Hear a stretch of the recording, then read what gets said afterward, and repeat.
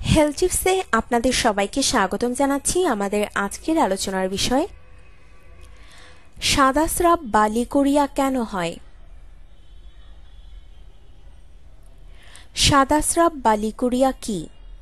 মহিলাদের সন্তান প্রসব হওয়ার যে পথ বা রাস্তা, সে পথে এক প্রকার ঘন স্রাব হওয়াকে প্রদাহ বা লিকোরিয়া বলে। মনে রাখবেন, এটা কোনো রোগ নয়। সাদা স্রাব বা লিকোরিয়া রোগের লক্ষণ বা উপসর্গ মাত্র। অনেক মহিলাদের বিয়ের আগে ও পরে এই রোগ হয়, কিন্তু অনেকে লজ্জায় বা অবহেলা করে নিজের নিকট তা লুকিয়ে রাখে।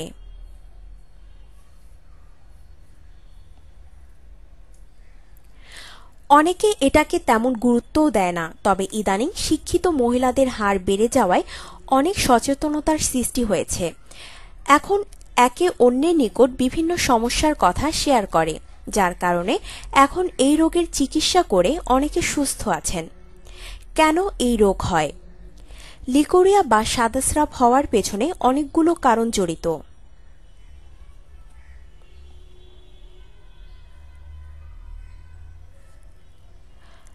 প্রধান কারণ হল ইনফেকশন।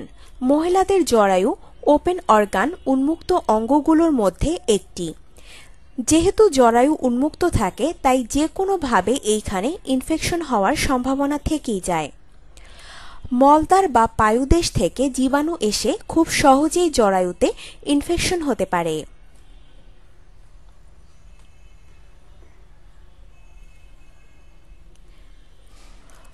পুরুষের মাধ্যমেও এই রোগ হতে পারে।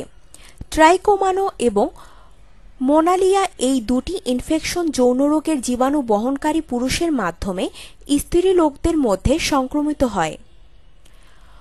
মোনালিয়া জীবাণু দ্বারা আক্রান্ত জরায়ুতে চুলকানি হয় এবং ব্যথা করে, ঘন হলুদের মতো স্রাব হয়।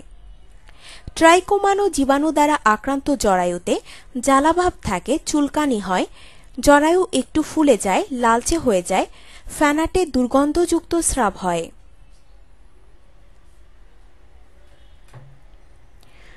পরিষ্কার পরিচ্ছন্নতার অভাব ও উপযুক্ত পরিবেশের অভাবের কারণেও এই রোগ হতে পারে।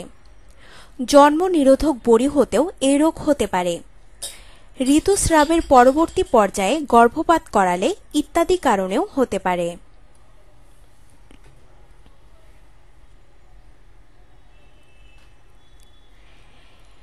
মেয়েদের বা মহিলাদের মাসিক বা ঋতুচক্র আরম্ভ হলে অনেকে ময়লা অপরিষ্কার ন্যাকড়া বা কাপড় কিংবা অপরিষ্কার পেন্টি ব্যবহার করেন, যার কারণে জরায়ুতে ইনফেকশন হয়ে এই রোগ হয়। মানসিক রোগ হতেও লিকোরিয়া বা সাদাস্রাব হতে পারে। শরীরের যক্ষ্মা, রক্তহীনতা, ভিটামিনের অভাবে এই রোগ হতে পারে।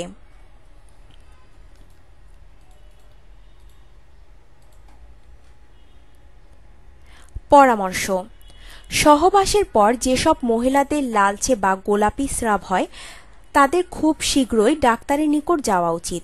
এমনকি যদি দুটি পিরিয়ডের মাঝখানে পিঙ্ক ডিসচার্জ হয়, তাহলেও ডাক্তার দেখাতে হবে।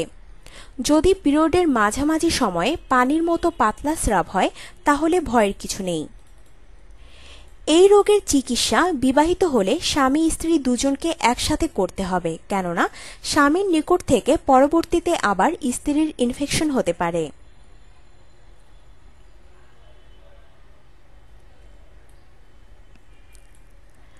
সংক্রমণ এড়াতে হলে একটাই উপায়, তা হলো পরিষ্কার পরিচ্ছন্ন থাকতে হবে। মাসিক বা ঋতুচক্রে পরিষ্কার জীবাণুমুক্ত সাবান, ডেটল বা স্যাভলন দিয়ে কিংবা ভালোভাবে সাবান দিয়ে পেন্টি বা কাপড় জীবাণুমুক্ত করে তা ব্যবহার করতে হবে। প্রদর বা সাদাস্রাব যাওয়া অবস্থায় কোনো প্রকার মিলন বা সহবাস করা যাবে না। পুষ্টিকর বা বল বৃদ্ধিকারক খাবার খাইতে হবে।